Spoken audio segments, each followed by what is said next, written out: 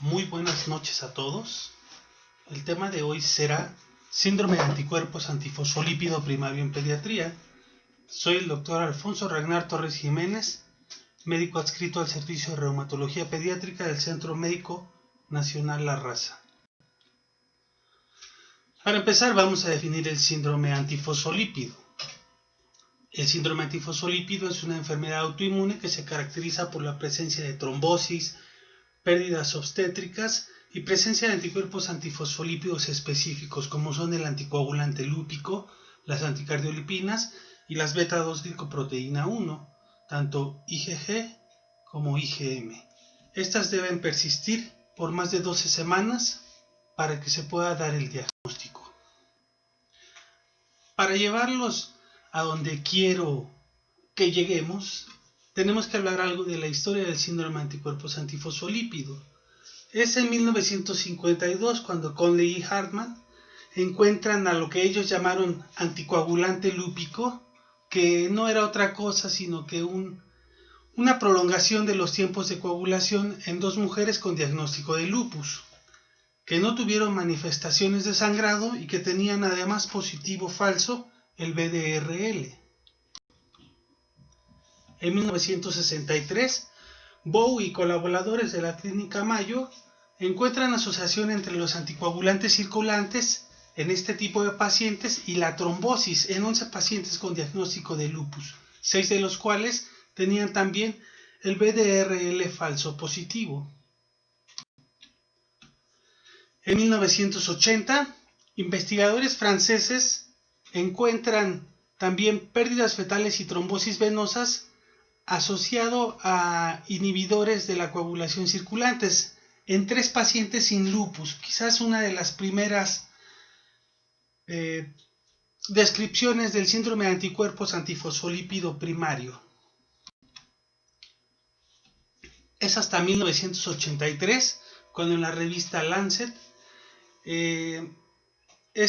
Nigel Harris, en base a las observaciones de la dependencia de fosfolípidos del anticoagulante lúpico y el VDRL falso positivo, junto con investigadores del Hospital Hammersmith, crean un radioinmunoensayo para la detección de los anticuerpos anticardiolipina.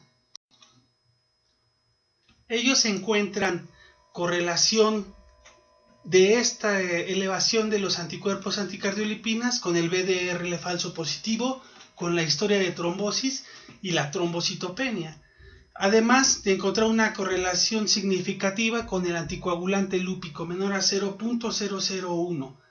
Las manifestaciones clínicas en los pacientes de este estudio de Nigel Harris fueron trombosis, trombocitopenia y morbilidad obstétrica.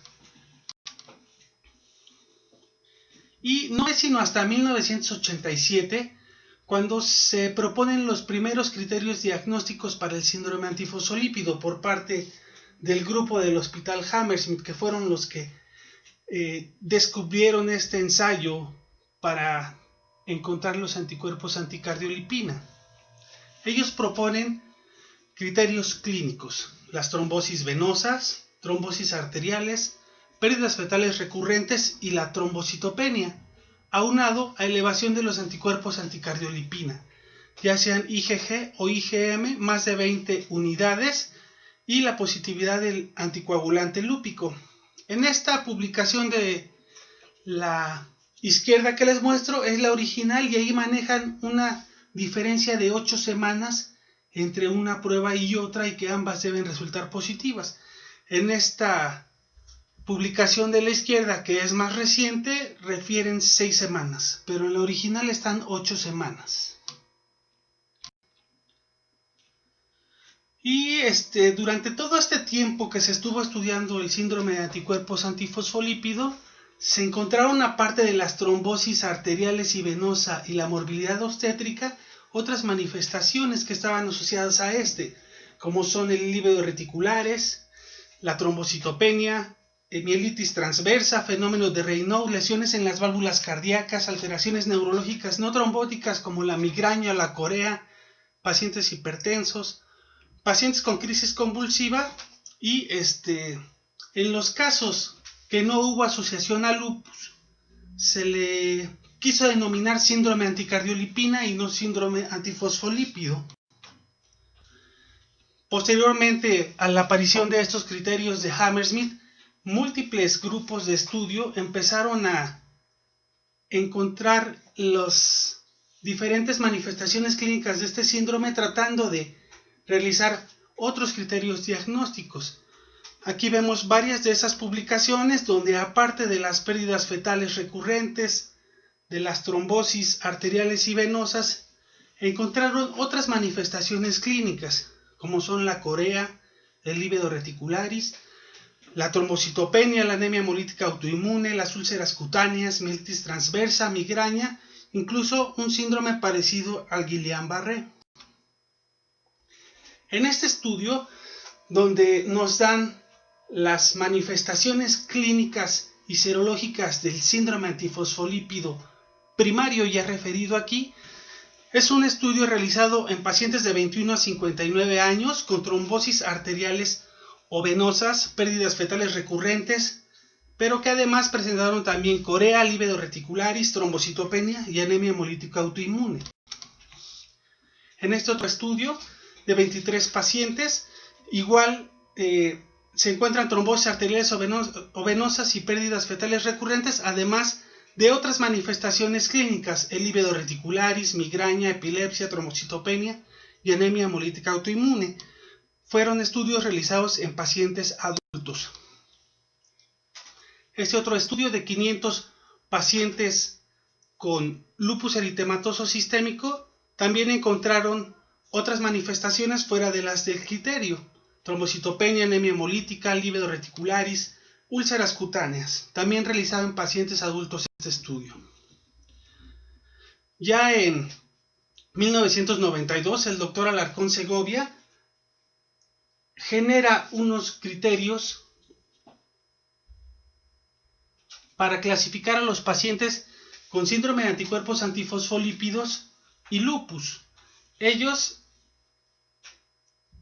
consideran el diagnóstico definitivo cuando tenía más de 2 de las siguientes manifestaciones: lívido reticularis, trombocitopenia, pérdidas fetales recurrentes, trombosis venosa, anemia hemolítica, oclusiones arteriales o úlceras en las piernas, asociado a un alto nivel de anticuerpos antifosfolípidos, y consideraron probable cuando tenían una manifestación clínica y altos niveles de antifosfolípido, o 2 manifestaciones clínicas y niveles bajos de antifosfolípidos.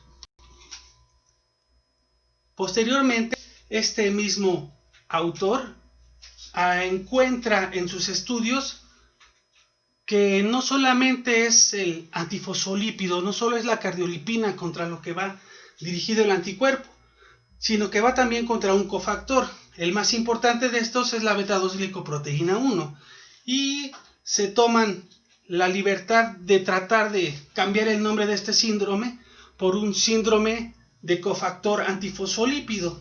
Aunque no prosperó mucho la idea, sí nos ayudó a comprender que la beta-2-glicoproteína 1 tenía mucho que ver en los anticuerpos anticardiolipina. Aquí vemos cómo puede ser un cofactor aunado a la cardiolipina, o pueden ser el antígeno contra el que van dirigidos los anticuerpos, únicamente la beta-2-glicoproteína 1. Posteriormente, ya después de tantos intentos por tratar de definir este síndrome, en 1998 en Sapporo, Japón, en el 8º Simposio Internacional de Anticuerpos Antifosfolípidos, ante la necesidad de un consenso para el diagnóstico de SAF, se generan unos criterios preliminares. Esto con la finalidad de definir las características esenciales de este síndrome, facilitar los estudios de tratamiento y etiología, y definir adecuadamente las manifestaciones clínicas y de laboratorio que están más estrechamente relacionadas al antifosfolípido. Ellos toman estos criterios, que son las trombosis vasculares, que pueden ser arteriales, venosas o de pequeños vasos, y la morbilidad obstétrica, aunado a criterios de laboratorio, donde están los anticuerpos anticardiolipina IgG o IgM, que deben ser realizados con pruebas dependientes de beta-2-glicoproteína 1 y el anticoagulante lúpico presente en plasma. Estos deben de estar positivos en 2 ocasiones con al menos 2 semanas de diferencia.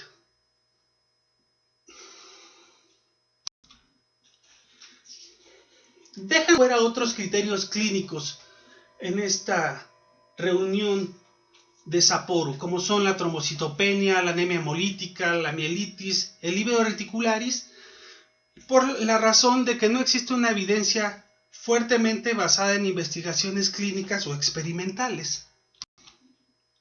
Posteriormente, en 2004, en Sydney se revisan los criterios de Sapporo. Aquí los cambios que se hacen es agregar los anticuerpos contra beta-2-glicoproteína 1, IgG e IgM, e incrementar el tiempo que tienen que permanecer positivos estos anticuerpos a 12 semanas. Aquí vemos los nuevos criterios. Los criterios clínicos realmente no cambiaron, solo cambiaron esas 2 partes que les comenté.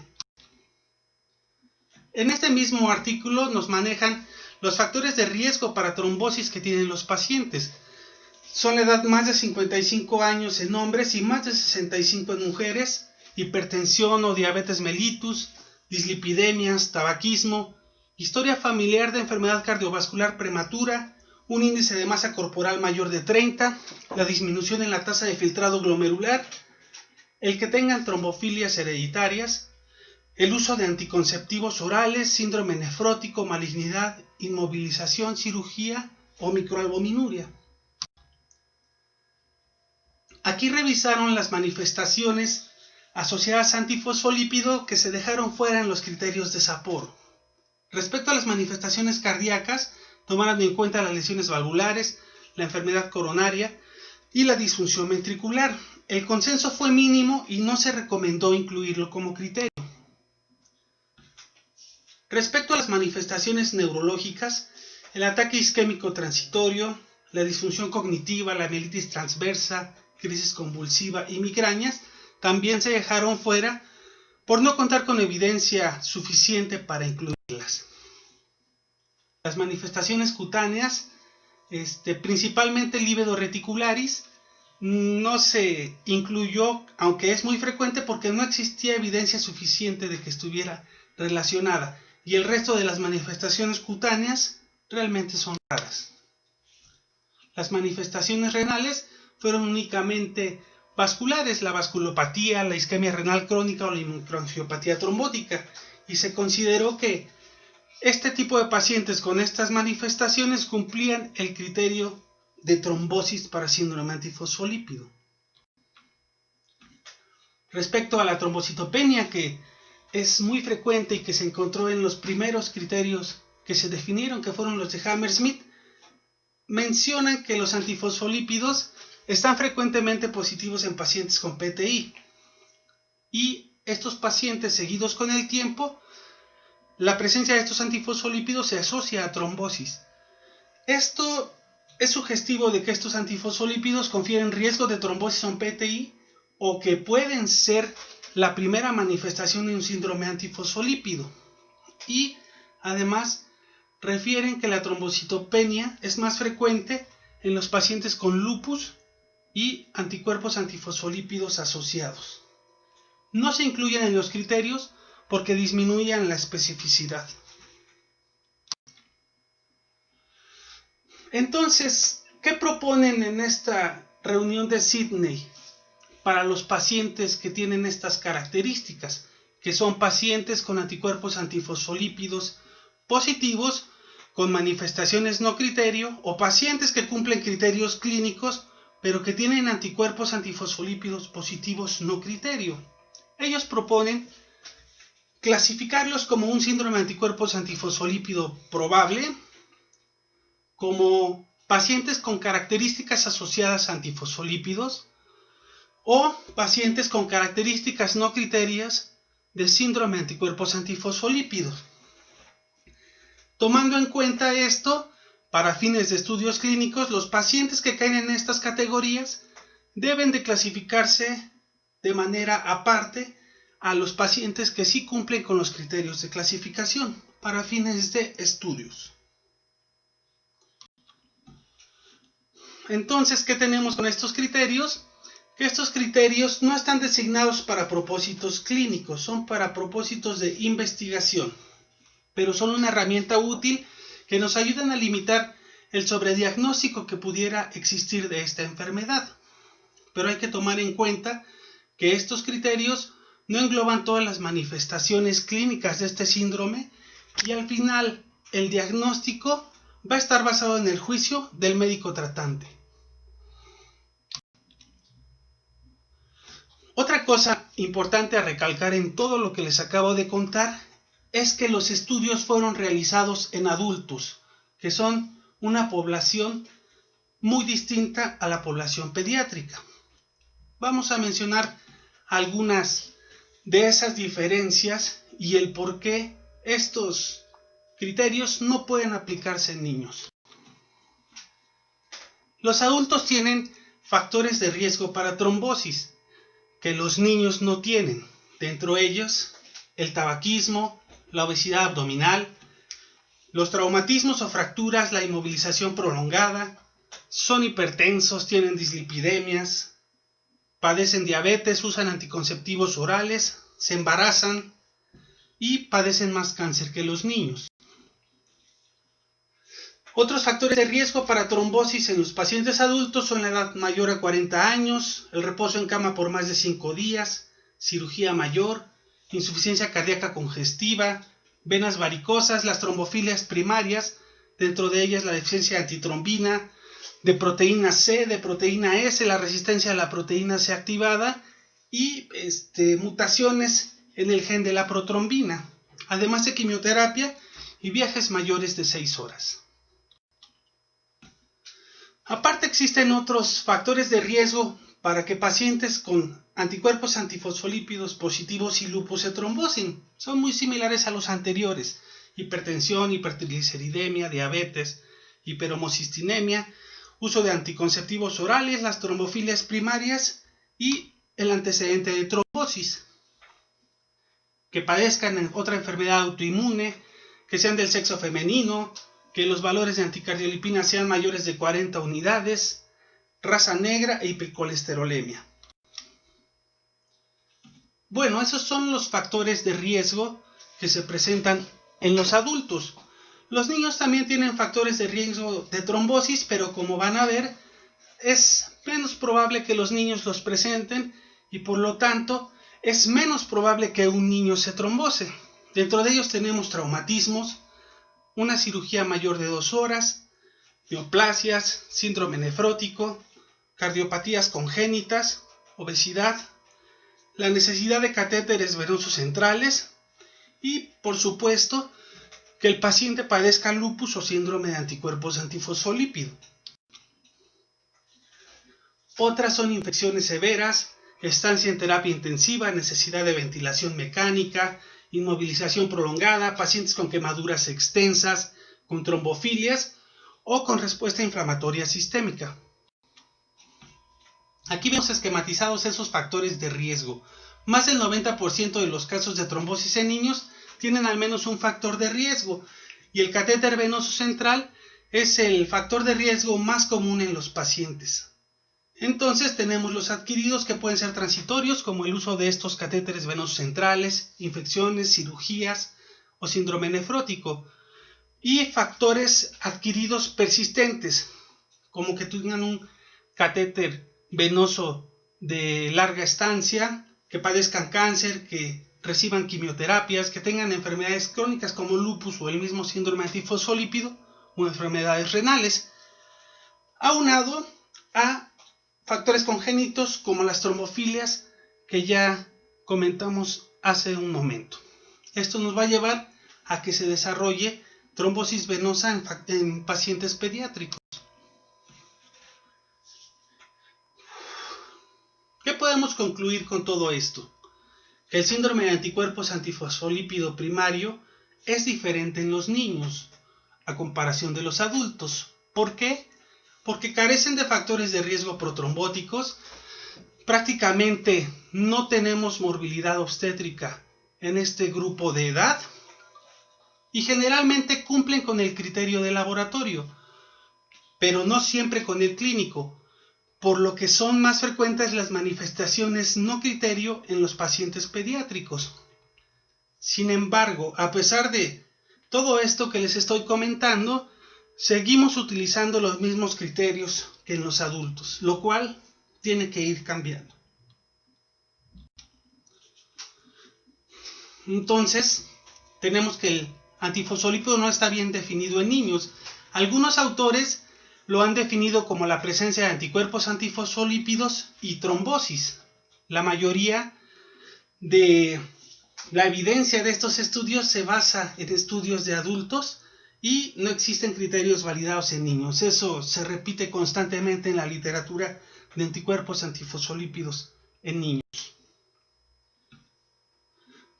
Con tal de tratar de aterrizar esto, la iniciativa SHARE dio unas recomendaciones para el diagnóstico y tratamiento del síndrome de anticuerpo antifosfolípido en pediatría. Ellos nos refieren en su artículo que la clasificación actual en adultos incluye trombosis y morbilidad obstétrica, que la trombosis es importante en niños, pero no es la única, y tenemos otras manifestaciones como son las hematológicas y neurológicas, y que estos criterios de adultos son específicos, pero al aplicarlos en niños disminuye mucho su sensibilidad, por lo que se considera importante la incorporación de otras manifestaciones clínicas fuera de la trombosis para realizar unos criterios de clasificación del síndrome de anticuerpos antifosfolípido pediátrico. Ahora vamos a pasar un poco a la epidemiología. Debido a lo que les comento, pues no existen datos confiables respecto a la incidencia y prevalencia del síndrome de antifosfolípido en pediatría, por la falta de estos criterios clínicos validados en niños, pero en general el 24 a 50% es primario y el 50 a 69% secundario, principalmente asociado al lupus. La edad promedio de presentación es de 10.7 a 14 años y se puede observar desde el periodo neonatal hasta la adolescencia. Mujer y hombre se ven afectados en una relación 1 a 1.2. El 21% de los pacientes progresa al lupus en 6 años. 2 a 5%. Hay que tomar en cuenta también esto, que 2 a 5% de los niños sanos van a tener anticuerpos antifosfolípidos positivos, sin que necesariamente tengan síndrome de anticuerpo antifosfolípido. Y que 25% de las trombosis en niños, cuando se presentan, tienen anticuerpos antifosfolípidos positivos, que pueden ser persistentes o que pueden ser secundarios a un proceso infeccioso y que con el tiempo van a desaparecer.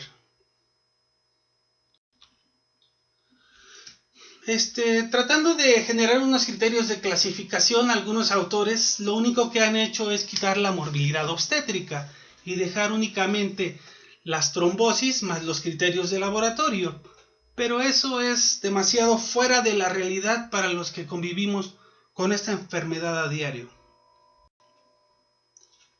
Vamos a pasar al cuadro clínico. Vamos a empezar con las trombosis, que son el criterio que se encuentra en los criterios de Sapporo, y lo definen como uno o más episodios de trombosis venosa, arterial o de pequeños vasos. Este artículo es el que tiene más pacientes en la literatura, más pacientes pediátricos. Es de el Dr. Absin y es de 121 pacientes en un registro internacional. Este registro se llevó a cabo en 24 centros de 14 países y encontraron que 49.5% de los pacientes con antifosfolípido en pediatría eran primarios, secundario en un mismo porcentaje, principalmente a lupus y a una enfermedad parecida al lupus, asociada a cáncer en 1% y que se presentaba recurrencia de la trombosis en 19%. 54% de los pacientes fueron femeninos y la edad promedio fue de 10.7 años, con un rango de 1 a 17 años.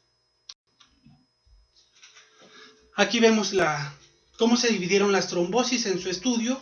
La trombosis venosa fue la más frecuente en 60% de los pacientes, siendo la principal manifestación la trombosis venosa profunda de extremidades inferiores. La trombosis arterial se presentó en 32%. La más frecuente fue el evento vascular cerebral isquémico. La trombosis de pequeños vasos en 6%. La más frecuente fue la isquemia digital y una combinación de estas en 2% de los pacientes. Otro estudio con un número considerable de pacientes es este estudio de 58 pacientes. 37 pacientes fueron del sexo femenino, que correspondieron al 64%, y se encontraron trombosis en 43 pacientes. Trombosis venosa profunda en 53, las principales tromboembolia pulmonar y trombosis venosa profunda de extremidades inferiores, y arterial en 21%. 24% de estos casos fueron primario. Hay que tomar en cuenta que este autor también incluyó pacientes con manifestaciones no criterio, principalmente hematológicas y cutáneas. Este otro estudio de la Clínica Mayo, donde de 1993 a 2013 encontraron 17 pacientes con síndrome antifosfolípido y trombosis pediátricos. Fueron 7 femeninos y 10 masculinos. La edad promedia fue de 15.3 años.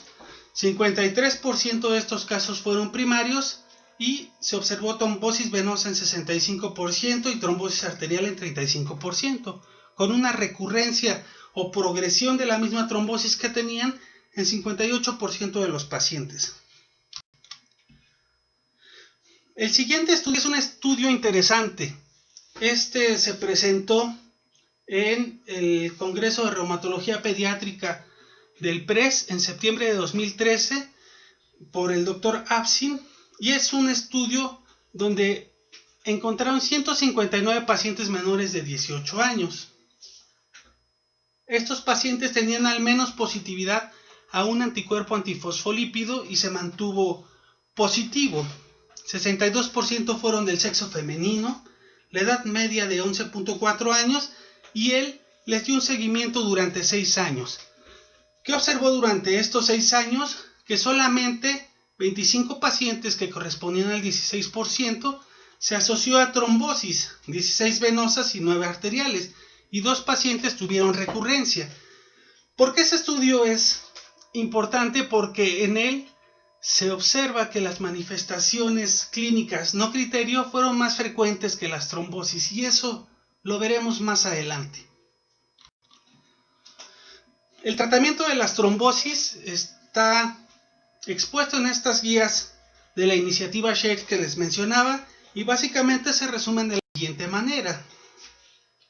Tromboprofilaxis primaria a pacientes asintomáticos con anticuerpos antifosfolípidos positivo, no se les da tratamiento. Si estos pacientes tienen alguna situación de riesgo como cirugía o inmovilización prolongada, se puede dar tromboprofilaxis con heparinas de bajo peso molecular. Si la positividad es persistente a múltiples anticuerpos antifosfolípidos, se puede considerar el uso de ácido acetil salicílico o algún otro antiagregante. Cuando esta positividad de los anticuerpos es asociada a lupus, se deben de usar hidroxicloroquina y ácido acetil salicílico. Para la tromboprofilaxis secundaria, cuando tenemos una trombosis venosa, debemos de llevar a nuestro paciente a un objetivo con anticoagulación de un INR de 2 a 3. Cuando la trombosis es arterial, un INR de 3 a 4 o un INR de 2 a 3 combinado con ácido acetil salicílico. Y si la trombosis recurre, se puede incrementar el INR de 3 a 4 o dar heparinas de bajo peso molecular.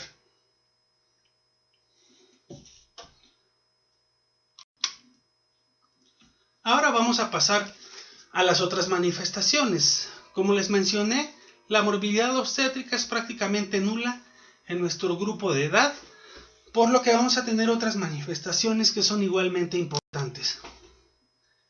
En este artículo, donde nos manejan las diferencias entre el síndrome antifosfolípido en adultos y niños, también observamos lo mismo, ¿no? Que los criterios de clasificación de antifosfolípido no están validados en niños, tenemos morbilidad obstétrica nula, menor cantidad de trombosis comparado con adultos, y al igual que los adultos, en los niños se pueden presentar con otros síntomas no criterio.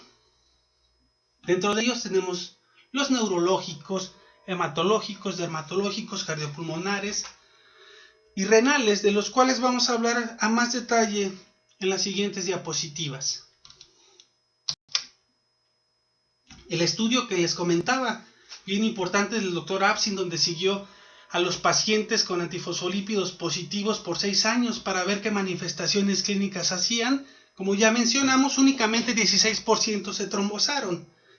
Es importante ver en este estudio que 30% de los pacientes presentaron manifestaciones hematológicas, 16% manifestaciones neurológicas no trombóticas, 12% manifestaciones cutáneas y 3% enfermedad valvular cardíaca. Por lo que, como vemos aquí, es más frecuente que presenten manifestaciones no trombóticas los pacientes pediátricos.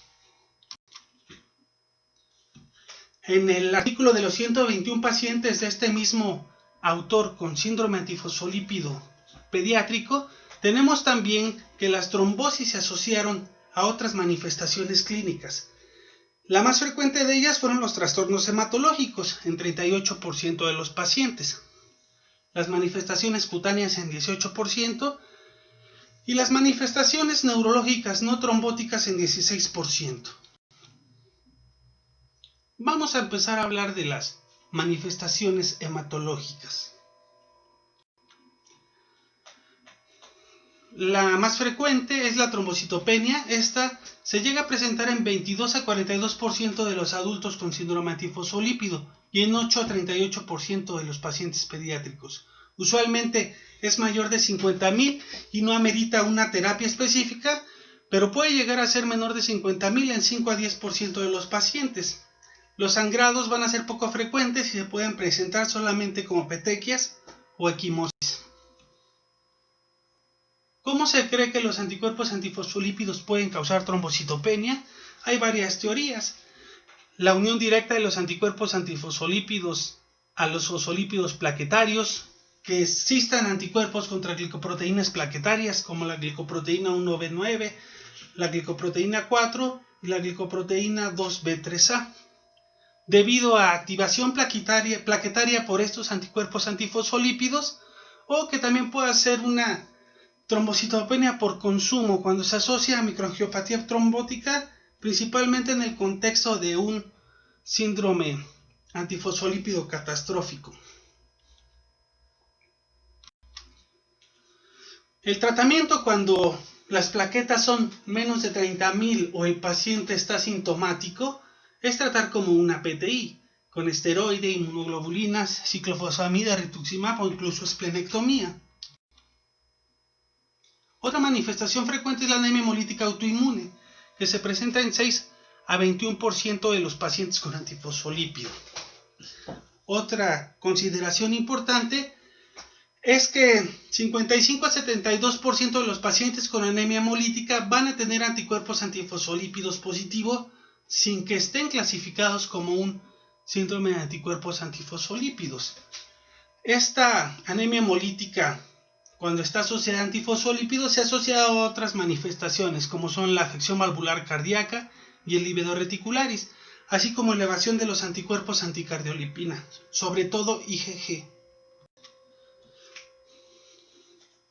Otra cosa a tomar en cuenta es que los pacientes con lupus y anemia hemolítica tienen niveles más altos de anticardiolipinas a comparación de pacientes con lupus y anemia hemolítica autoinmune. Además de que comparados con controles sanos, los pacientes con anemia hemolítica también tienen niveles más altos de anticardiolipina, por lo que pueden estar ligados a la presencia de esta anemia hemolítica autoinmune. El mecanismo que se cree que causa esta anemia hemolítica por anticuerpos antifosfolípidos es una reacción cruzada con los fosfolípidos de la membrana eritrocitaria, principalmente fosfatidilcolina.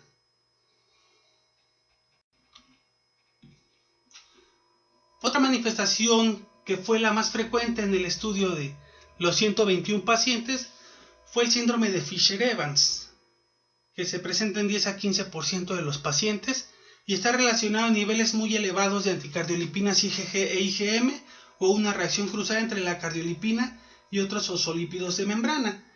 Aquí, en caso de que se presente una anemia hemolítica autoinmune, también se van a manejar como cualquier otra anemia hemolítica autoinmune, pero hay que tener muy en cuenta que pueden ser anticuerpos fríos o anticuerpos calientes, y estos se van a manejar de manera diferente porque si no, no vamos a lograr controlarlos. Entonces también es importante hacer esa diferencia entre anticuerpos fríos o calientes, ya que uno es IgG y el otro es IgM, y se van a comportar de manera diferente y nos van a dar diferentes tipos de anemia. Otras manifestaciones hematológicas poco frecuentes son la leucopenia y la linfopenia, la necrosis de médula ósea, que se ha asociado a trombosis dentro de la médula ósea, y la aplasia pura de serie roja, que es realmente muy rara.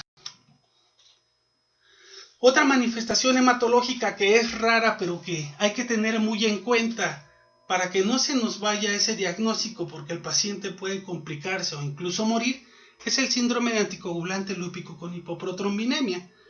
Es un síndrome raro, aproximadamente hay 100 casos descritos, y por lo general es un síndrome de anticuerpo antifosfolípido que sangra, en presencia de plaquetas normales u ocasionalmente bajas. ¿Cómo vamos a darnos cuenta que estamos ante este síndrome? Porque aparte del TTP prolongado, vamos a tener el TP prolongado también, y se asocia a anticoagulante lúpico muy positivo, y realizando pruebas de laboratorio con determinación de factores de coagulación, vamos a encontrar el factor 2 de la coagulación bajo. Este síndrome se ha asociado a anticuerpos antiprotrombina, que por lo general son no neutralizantes y que aumentan la depuración del factor 2. Se suele presentar más en la edad pediátrica porque los pacientes pediátricos lo depuran más rápido.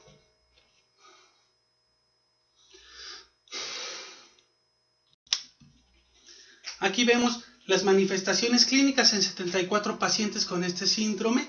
Tenemos que hubo manifestaciones hemorrágicas. Los sangrados menores más frecuentes fueron la epistaxis, pero puede haber sangrados severos. Y aquí los principales son en niñas los sangrados ginecológicos, una hemorragia uterina excesiva durante la menstruación.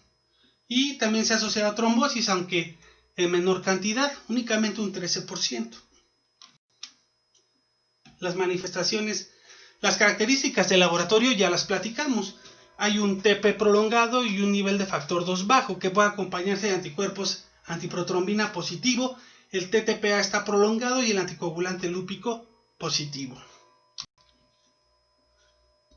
Este también se maneja de manera especial. Lo que hay que hacer primero, pues, es tratar el sangrado. ¿Y eso cómo lo vamos a hacer? Con plasma, plaquetas o transfusiones. Después hay que manejar la causa, que es este inhibidor, y eso es con esteroides o inmunosupresores. Se han probado ciclofosfamida, azatioprina, micofenolato, inmunoglobulina y rituximab.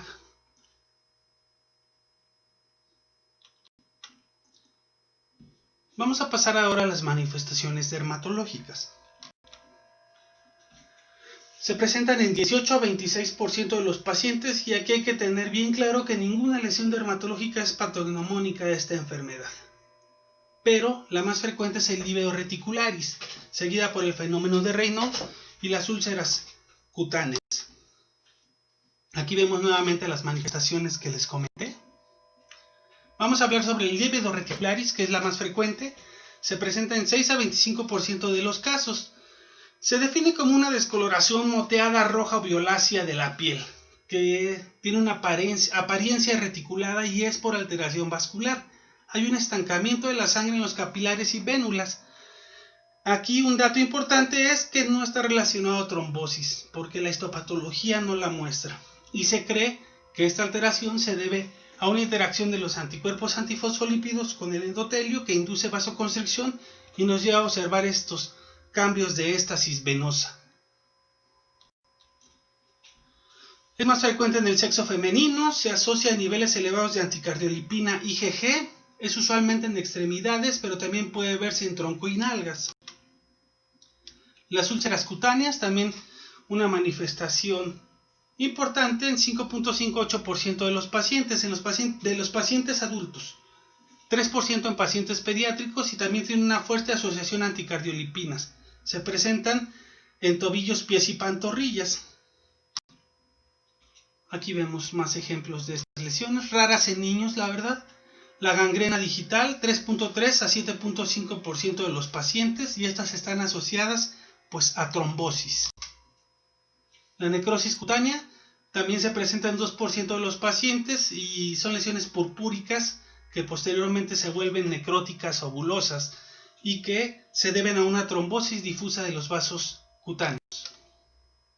El tratamiento de estas manifestaciones dermatológicas va a ser anticoagulación para las lesiones trombóticas. Si persisten, podemos usar algún vasodilatador como el Iloprost, inmunoglobulina, esteroides, recambio plasmático o inmunosupresores en los casos difíciles de manejar.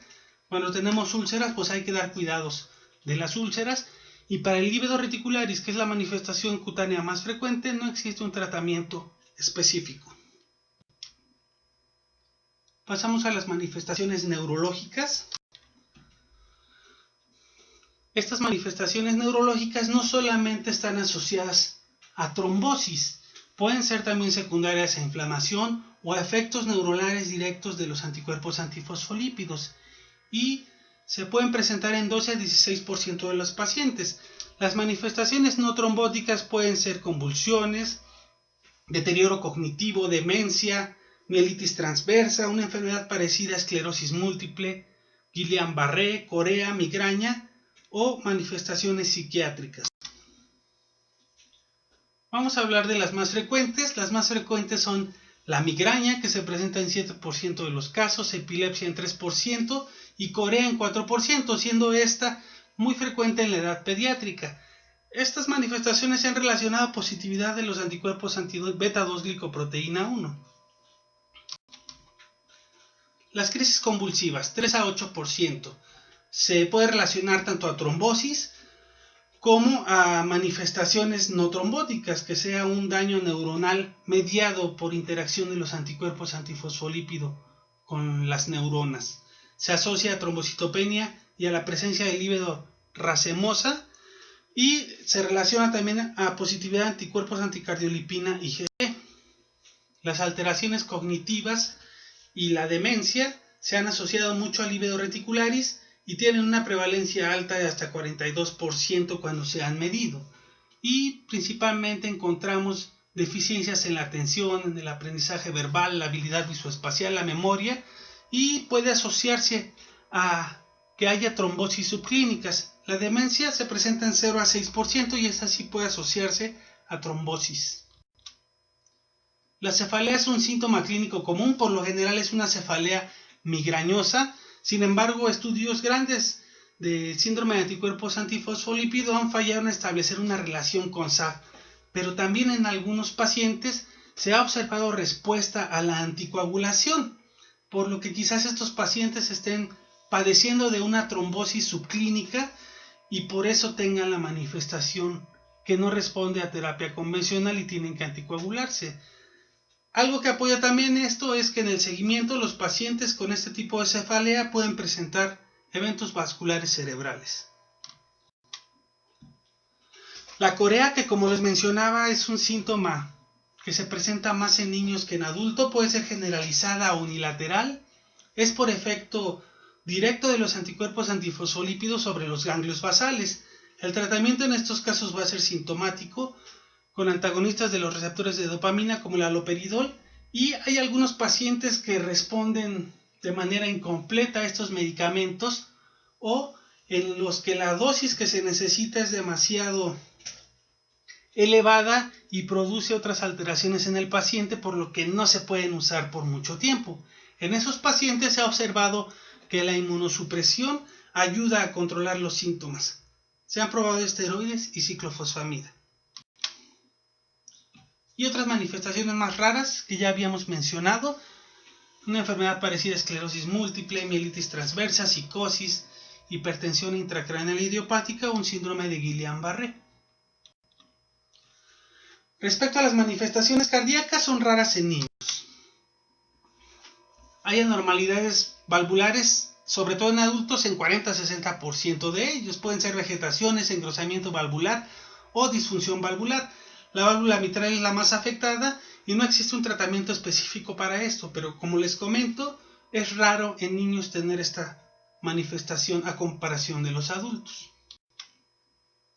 Las manifestaciones renales, vamos a tener manifestaciones trombóticas, como son la nefropatía por antifosfolípido, que se caracteriza por hipertensión, falla renal aguda o crónica, proteinuria, hematuria, y histológicamente por una microangiopatía trombótica, donde se observa hiperplasia fibrosa de la íntima, arteriosclerosis, oclusiones arteriolares, trombos arteriolares recanalizados y atrofia cortical focal. El tratamiento de nuestros pacientes van a ser con antihipertensivos, anticoagulación, y algunos estudios han mostrado beneficio de inmunosupresión. Hay que tener en cuenta que no solamente vamos a tener una nefropatía por antifosfolípido que sea necesariamente trombótica, tenemos otras manifestaciones renales como son enfermedad por cambios mínimos, glomerulosclerosis, nefropatía mesangial, glomerulonefritis paucoinmune, membranosa o proliferativa. En estos casos el tratamiento se dará con inmunosupresión más anticoagulación. Otra manifestación que es importante mencionar es la trombosis de la vena renal, porque tiene su cuadro clínico específico. Esta se debe de sospechar en pacientes con antifosfolípido y el inicio súbito de síndrome nefrótico o proteinuria, dolor en flanco y hematuria macroscópica. En este tipo de pacientes debemos de realizar un ultrasonido Doppler o una angiografía convencional o por tomografía para poder establecer el diagnóstico y dar tratamiento, porque estos sí son verdaderas urgencias para que no pierdan la función renal o el trombo se vaya a pulmón. Otro es la trombosis o estenosis de la arteria renal. En este caso pues es arterial y puede ser una formación in situ del trombo o una embolia.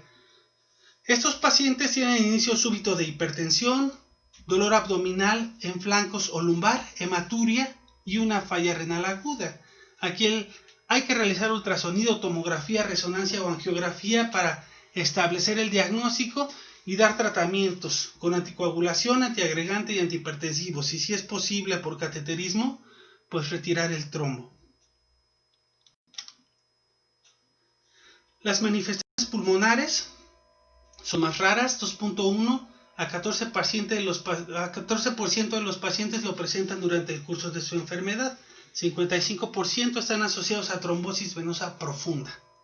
Estos pacientes se presentan con dolor torácico, disnea, taquipnea y hemoptisis, y el tratamiento aquí va a ser anticoagulación, o en casos donde el diagnóstico sea temprano puede intentarse por cateterismo quitar el coágulo. La hipertensión pulmonar, que se debe a microtrombosis crónica y que se les debe realizar un ecocardiograma o un cateterismo para lograr el diagnóstico.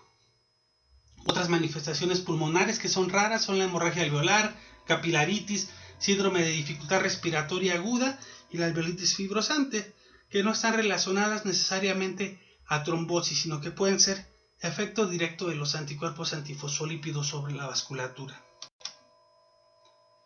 Ahora pasamos de los criterios clínicos a los criterios de laboratorio. En los pacientes con antifosfolípidos se recomienda realizar las tres pruebas, que son el anticoagulante lúpico, las anticardiolipinas IgG e IgM y antibeta 2 glicoproteína 1 IgG e IgM. En niños sí se aplican los mismos criterios de laboratorio que en los criterios de Sapporo, que son el anticoagulante lúpico, que es por las normas de la ISTH que se debe realizar, las anticardiolipinas IgG e IgM más de 40 unidades y los antibeta 2 glicoproteína 1 por arriba de la percentil 99. Estos deben de persistir positivos por al menos 12 semanas. En el estudio de los 121 pacientes encontramos que el más frecuente fue la anticardiolipina, en 82% de los pacientes, el anticoagulante, seguido por el anticoagulante lúpico en 72% y las anti-beta 2 glicoproteína 1 en 70% de los pacientes a los que se les realizaron, que no fueron la misma cantidad. Hay otros anticuerpos antifosfolípidos no incluidos en los criterios que en la ausencia de estos es importante determinar para ver si no son los causantes de la enfermedad. Los isotipos IgA de los antes mencionados. Se ha visto también que los anti-beta 2 glicoproteína 1 contra el dominio 1 se asocian más a trombosis. Hay anticuerpos antianexina contra otros fosfolípidos como la fosfatidilserina, fosfatidilinositol, fosfatidilglicerol, los anticuerpos antiprotrombina y fosfatidiletoanolamina. Entonces son otros antifosfolípidos que son más raros, pero que pueden estar presentes en los pacientes en los que tenemos una alta sospecha clínica, pero están negativos los más frecuentes. Realizamos un estudio en los pacientes pediátricos con síndrome antifosfolípido en nuestra unidad y les medimos un polimorfismo de STAT4, además de sus manifestaciones clínicas y de laboratorio. Los objetivos del estudio fueron identificar la presencia del polimorfismo de nucleótido único STAT4 en los pacientes, describir las manifestaciones clínicas iniciales y de laboratorio en los pacientes con síndrome antifosfolípido primario, que lo definimos como la persistencia de positividad de anticuerpos por más de 12 semanas y manifestaciones criterio o no criterio. Ya posteriormente determinamos el riesgo relativo de ser portador homocigoto o heterocigoto de este polimorfismo. Recolectamos los datos demográficos, utilizamos ondas Tachman para la detección del polimorfismo y se comparó con 22 pacientes control sin enfermedad autoinmune. El análisis estadístico fue descriptivo y para evaluar las diferencias entre genotipo y alélicas se utilizó prueba de Chi cuadrada.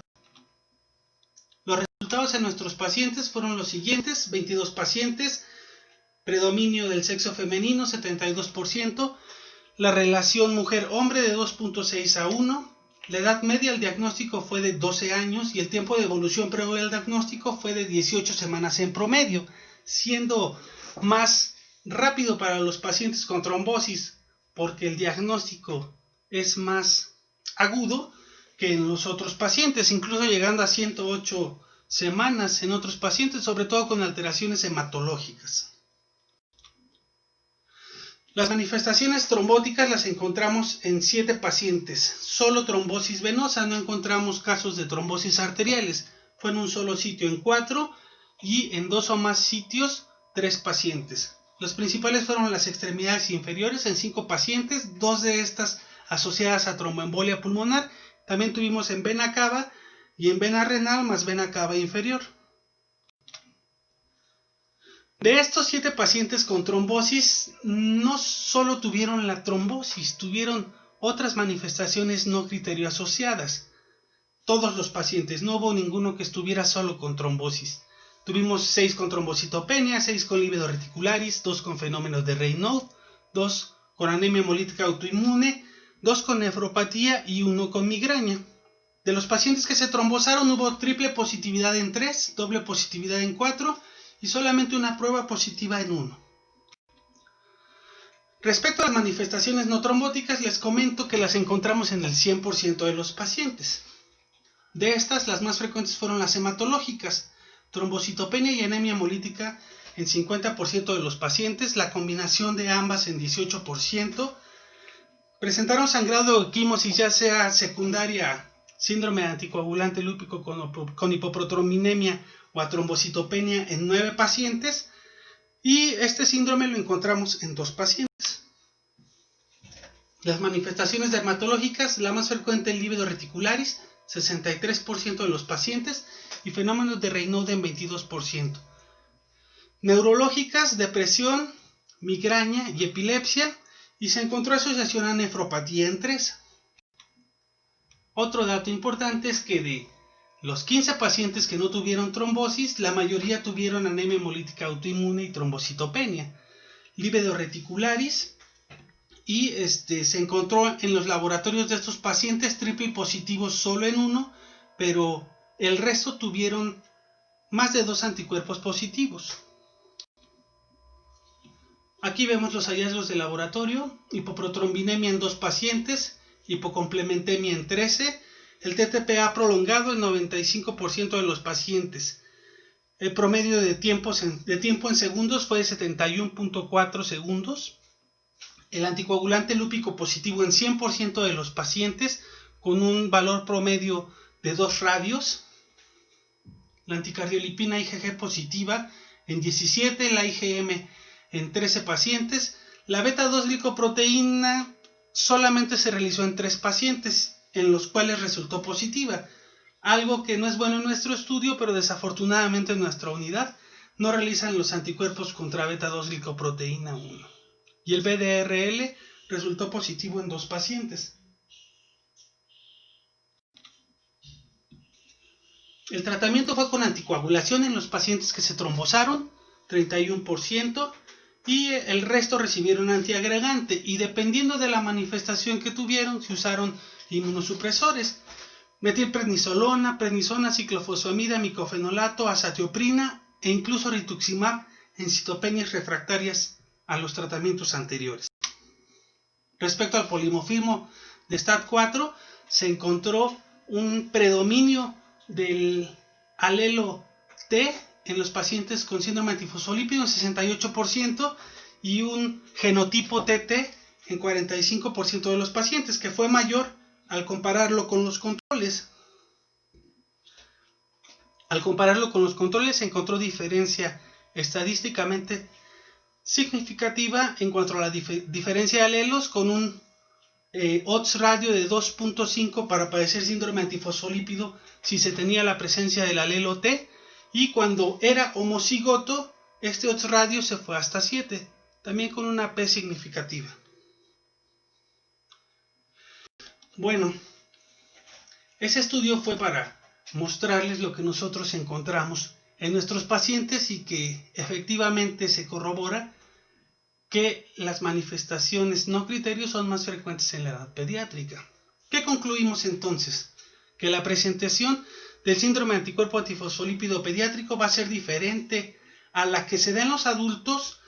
Esto porque los pacientes pediátricos no tienen tanto factor de riesgo protrombótico, por lo que es más frecuente que hagan manifestaciones no trombóticas. Y hay que estar atentos ante esto. ¿Por qué? Porque el diagnóstico y tratamiento van a ser diferentes. Hay muchos de estos pacientes que tienen anticuerpos antifosfolípidos persistentemente altos y persistentemente positivos, que están siendo manejados por otros especialistas, donde solamente dan tratamiento sintomático y no se trata la causa de fondo, que es el antifosfolípido, y los pacientes están descontrolados y la manifestación puede llegar a limitar su vida. Entonces es importante que nosotros como reumatólogos estemos conscientes de estas manifestaciones clínicas no criterio que son más frecuentes en los niños, para así detectarlos y darles un tratamiento adecuado y mejorar la calidad de vida de los pacientes. Sería todo de mi parte. Muchísimas gracias. Les dejo el código QR para que puedan calificar la sesión online. Muchísimas gracias y hasta luego.